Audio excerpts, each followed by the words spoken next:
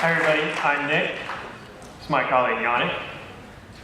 We both have PhDs in advanced mathematics and serve on the AI direction board at MIT.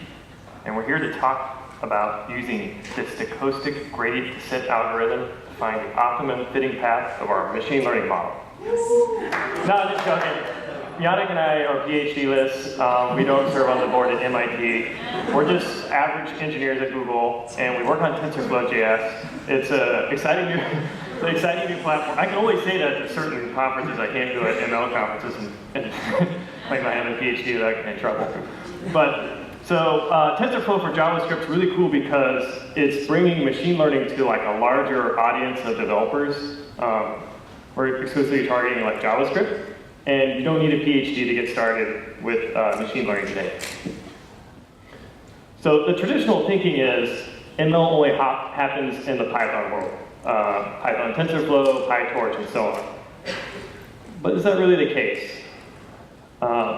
This visual here is something our colleagues built. It's called the TensorFlow Playground. You can Google and find it later, but it was a really cool project, and it sort of shows how data flows through a deeply connected neural network. So a neural network has these different activation functions, and as you play with it, you can see how it changes and what the output shape is. And this is one of the really cool education tools that we built before TensorFlow JS. And when we did this, we thought we were onto something with in-browser ML. First off, there's no drivers installed. There's no like CUDA or anything you need to set up. Everything's just out of the box, works with the browser. The browser itself is very interactive, right? There's a showcase of a whole bunch of different sensors, cameras, GPS, microphones. So a lot of cool use cases for ML models, inference and training, or predictions and training. And then the other really cool part about doing ML directly in the browser is the privacy issue. Everything can stay directly in the client because you're not doing an XHR. There's no RPC to a server to talk to your machine learning infrastructure. You can do it directly in the client. So stepping back to the TensorFlow Playground, this project was like 400 lines of JavaScript and used WebGL. So we took that project, and over the last year, leading up to about last April, we launched a project called Tensorflow JS, which is a machine learning library for browser and Node.js. And since our launch, we've had a bunch of cool stuff come out. One of them is the teachable machine. This is one of our first projects, and it gives some education to labeling 3 different things, the green box, purple, and red. So you kind of collect image frames and train it and see what the machine's seeing. And all this is done in the browser. This one's a really cool little game that the community built, and it's a self-driving car in the browser. So this thing trains itself to drive, and it goes around and around and around. It's pretty cool. This is a game another community person built with our platform. The little thing, object, or whatever at the bottom is like trying to avoid those balls. And it's every time it gets hit, it trains a model to be better at trying to avoid the ball. So. One of the projects that we have at Google is called Magenta, and it's a machine learning with audio and music. And there's a JS port of Magenta, and it's all open source and people can take it. And there's been a lot of really cool demos. This is one that's a digital synthesizer. You can just push a couple things and it learns to play music. Another great community contribution recently is FaceAPI.js. So it's a library on top of TensorFlow JS that can do out-of-the-box facial feature detection. So that's actually my toddler, and it can find his like eyebrows and eyes and stuff like that. So that was kind of cool. So I want to show what we ship today with TensorFlow JS. There's 2 main parts of our library. There's a layers API, which is Keras-like. And for those that don't know Keras is a friendlier way of defining a machine learning model. You kind of define it in layers. That's what we call it, layers. Core is our main library where all of our mathematical operations and tensor storage and all the nuts and bolts of the machine learning framework live. And today, under the browser, that's powered by WebGL. So WebGL helps us do parallelization of all these operations, but we use 2D textures to do the rendering and all the stuff behind the scenes. And then we also have a node runtime. So you can run that same code, the same ML model code, browser or node, and And today that works with core TensorFlow CPUs and GPUs. So those are like really low-level C binaries we ship with our Node package. So it's high-end performance. It's just as fast as the Python TensorFlow variants. And there's like one new thing that we're working on, which is this. Has anyone seen a Raspberry Pi? We're working on Node runtime for Raspberry Pi that uses our graphics library from the WebGL. So it's sort of a lighter weight optimization for embedded devices and applications. So that's brand new stuff, and we don't really have much to show off of that yet, but that's coming soon. So what can you do today out of the box with TensorFlow JS? One thing is you can actually just author and train models in the browser or Node.js. Just no need to do any Python. You can just start training today. We also have a couple cool things. We have a tool that allows you to take a pre-trained model from the TensorFlow world and inject it into your browser, optimize for the browser, or run it in Node. We have a couple demos we want to show for that next. And then you can retrain model. This is what we call transfer learning, where a model has been trained to a certain degree, and you get to bias the model with your own data. There's a demo on our website that's really cool. It's the game Pac-Man, but you can't play with the keyboard or anything. You train a model to do like up, down, left, and right with your face. So that's transfer learning. It's pretty cool. So I wanted to show one demo real quick that we have that kind of showcases doing ML without that PhD, just out of the box.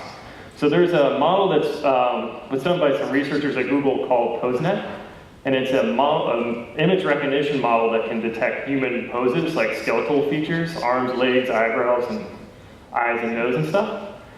And if I turn it on here, so this is just an HTML page, and I have this webcam on this laptop, and it's sort of creepily detecting my skeletal frames, and it's just doing it real time. I guess this is a fancier MacBook, so I'm doing about 25 frames a second and presenting this conference on this laptop. So that's not bad. There's a bunch of different options for this, and the cool part about this demo is I didn't have to like convert the image to a tensor to my model. We actually have a high-level API that just starts reporting out the reported keyframes. So a lot of cool stuff you can build demos out of the box, and this is all in our models repo, which we'll link to at the end of the talk. Okay, I want to highlight one quick way of doing speech recognition in the browser today, and then that's going to translate to Yannick's talk. We have some brand new stuff we're going to showcase today. So traditional, like you talk to your Alexa or Google Home or your phone or whatever. How does that kind of work? Well, those are like really solid industry trade stuff. But really simple audio commands we can actually do today really easily. So if you speak into the microphone and you say a simple word like yes, no, up, down, we can actually use FFT, which is a common, it's been around forever, tool to generate an image, a spectrogram image of what the word no looked like. And we can take that and pass it into a traditional, what we call convolutional neural network for doing image classification to learn how to do audio recognition. So yeah, that outputs what word we have. So I'm going to just glaze over some code and then show another demo. Those who aren't super familiar with like Keras or ML code, this might be a little fuzzy, and these are like some of the like more nuts and bolts parts. But the first thing to use our packages is to import TF.js, and then we declare a model. So this is a model is sequential in Keras, meaning I'm just going to start adding layers, and that's the flow of data through my model.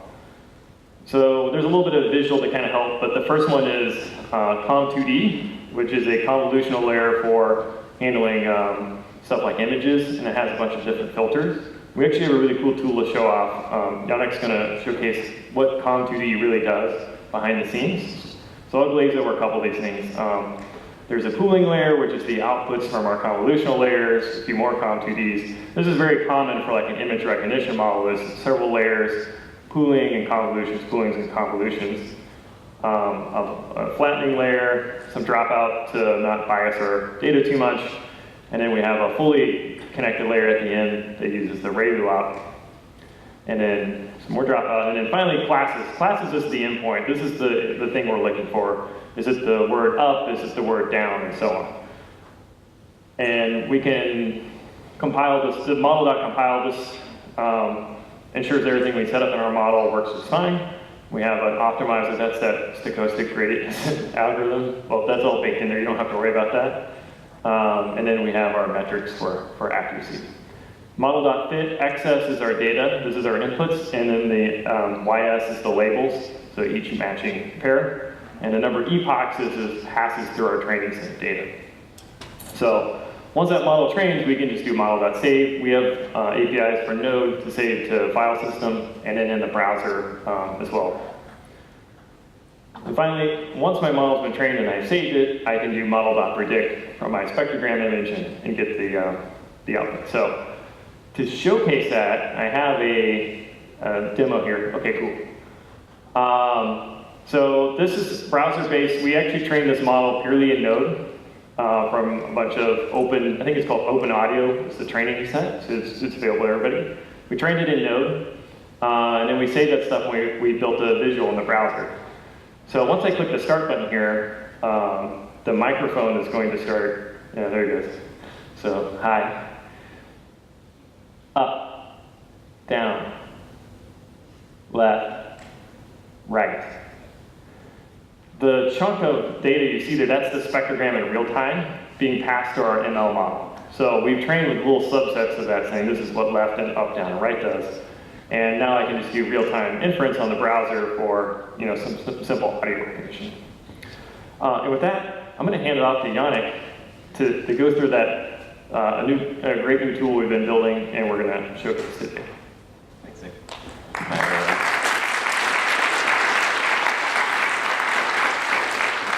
So, one thing we're really excited about with the ability to run machine learning models both in Node and in the browser is the opportunity to make real-time applications and to do visualization, and that's what I'm going to talk to you about. A new package called TFJS Viz. It's actually just published it to NPM yesterday, and we'll put the links up to GitHub. But let's look at that. It's going to sort of mostly be in demo form.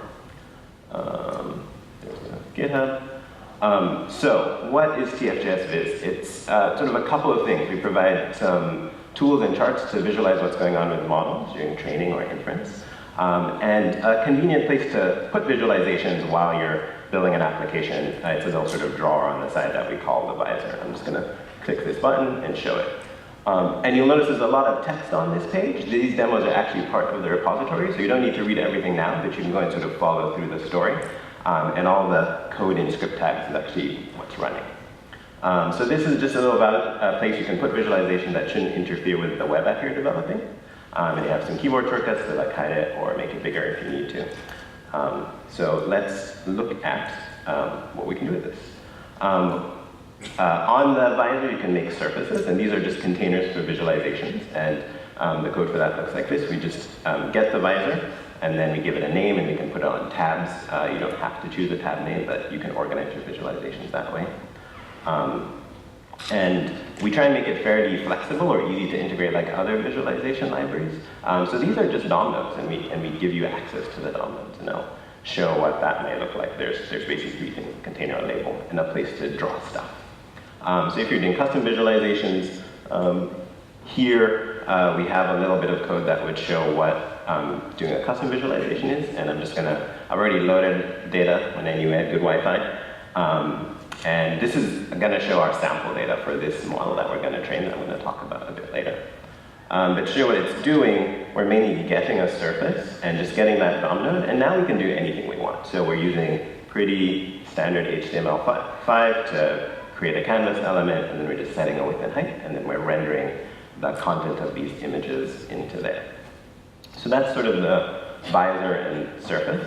I'll talk a little bit about model training and some of the tools we provide for that. So we're going to train a model, and the task it will do is recognize handwritten digits. So these digits, there's about 65, this data set has about 65,000 of them, just digitized handwritten digits. This is sort of the hello world of deep learning. It's kind of cool once you get it running, but after a while you'll see it a lot. But it's sort of small enough and something we can do in the browser. So we're actually going to train a model to recognize which digit is which. We'll train it on about 55,000 of the images and use the other sort of 10,000 for testing while it's training. If you've used Tensorflow Js a bit before, this is what training looks like. So we just call that model fit that Nick talked about before. Except now we're going to be able to pass some callbacks to help us do visualization. And the most straightforward way is to just use this function, tfviz.show.fitCallbacks. And this will return a bunch of things that will just visualize stuff in real time. It's made some decisions. You can sort of customize which metrics you want to see. So if I do that, we should see it training live in the browser. Now, this graph is something called loss, which is a measure of error. And you generally want to see loss go down and accuracy go up. And that's what these two graphs are showing. For something that would take longer to train, this is a way to maybe see if it's going off to a good start and experiment with other parameters that you may want to try out. But we provide sort of a number of default things that you may want to see. And there's a few ways to sort of customize that view if you want to look at different things or track it at different time steps. So that it's actually done. It trained a model to recognize those digits. It's claiming something like 90% accuracy. So a common thing you want to do after you've trained a model is evaluate it. How well is it doing on this job? And particularly, how well is it going to do on maybe the data set you're interested in, which is usually not the data set that you've trained on. Should not be the data set you've trained on. So we have some tools or some utilities to help you evaluate a model. And first we're going to look at just the class accuracy. And so class here is just the category. Which digit is it? And is it getting those right? So I'm just going to click this and then show you the code. So this is giving you a deeper look into how well it's doing on each digit. So the 6s are doing quite well. The 5s are doing fairly poorly. So you may want to look into the training data for that or debug that a bit more. And this gives you a better sense of what that's like. This is just a helper function to actually just do a prediction, so we need to try it out. And then we have the true labels for this test. And then we have a function that will just calculate the accuracy for each class. And then another function. So this line is what produces this table. We just want to show that per class accuracy in this service, and we've already calculated before. Another common way to look at this is what's called a confusion matrix. And it's not that confusing, hopefully. But it tries to show you what are the actual misclassifications. So we know we have this sort of accuracy figure, but what is the mistake it's making? So here, for example, the dark colors are where, for example, these were 7s that were classified as 9s. And sometimes we see patterns of like the model is getting confused between 2 or 3 particular categories. And this can give us a sort of way to look into that a bit more closely. And this is a general flow you can take with any machine learning, any classification task for a machine learning model. So we hope it's generally useful. The next thing I'm going to talk about is a little bit more advanced. It's getting into a bit of what Nick was talking about with the convolutions. And we're going to look inside that same model. So same task as before, recognizing digits. It's the same model. I trained it off stage, accuracy, and we're going to look into a little bit of like what's going on in these deep learning models.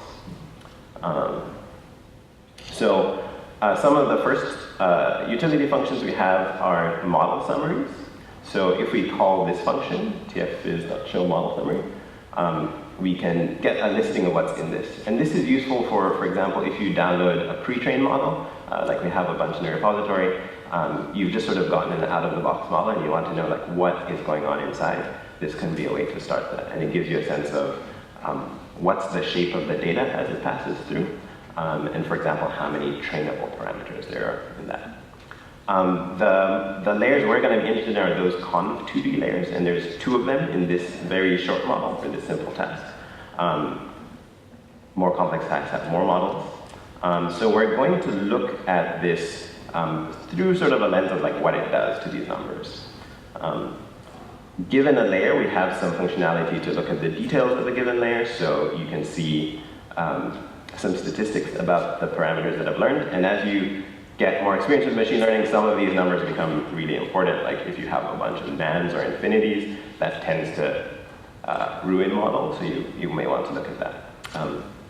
But we're going to look a bit more closely at what a convolution is. And I'll show it first and then sort of talk through it a little bit. We're going to define some helper functions. These are custom, but a lot of this is actually just making canvas elements and tables for this display that I'm going to show. And this uses a bunch of D3 code and just plain JavaScript. So that's most of this stuff. Once we have that, we're going to get what's called an activation. And an activation is what's happening inside the network as data passes through. So when we feed an image, each layer is going to produce some output. And we want to look at what's going on inside those layers to get a sense of what the model is doing. So I'm going to show you those for the first layer. And this is sort of the result of a convolution. And I'll just sort of describe a bit of what you're seeing. This column here is the input, so the digits we pass in, and I just picked 10. And a convolution is a bit like a Photoshop filter or a CSS filter. It runs like a little matrix of numbers over the image in sort of patches and then outputs that. And its main goal is to sort of filter the image or transform the image to find useful features. So here, for example, we have some that look like edge detectors. This looks like it's detecting sort of the bottom edges. It changes a little bit each time I train it. Sometimes there's some that like sort of highlight the negative space a bit more. Some sort of zero in on like the main body of the letter, boosting like the stroke, because sometimes the digitization is sort of weak. But the main sort of thing is that the model actually learns a custom convolution that's going to be useful for doing this task. And at this level, it's learned 8 of these transformations that's going to be put together. The second convolution, it gets a little bit more abstract.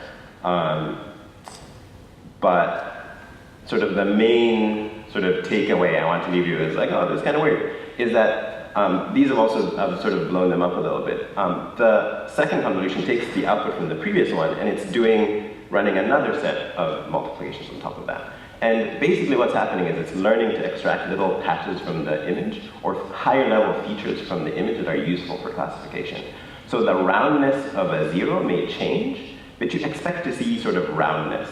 And the filter the convolution sort of has a way to capture that and transform the inputs into things that ultimately get easier to classify into small buckets. I'll sort of stop there with a convolution. You can check out this demo. It has a bit more explanation and also a bit more what happens like right at the end of the model, how we transform that into a classification. But those are some of the tools we're hoping and we're excited about for folks to sort of dive into model introspection and getting a better sense of like what's going on in these and debugging things that may have been trained in Node. So with that, just want to say thanks. It's kind of the end. Here's some links to a bunch of repos. All of this stuff is open source. We have a bunch of examples and documentation. And yeah, go try it out and let me know if you found bugs. It'd be me looking at those. All right, thank you very much.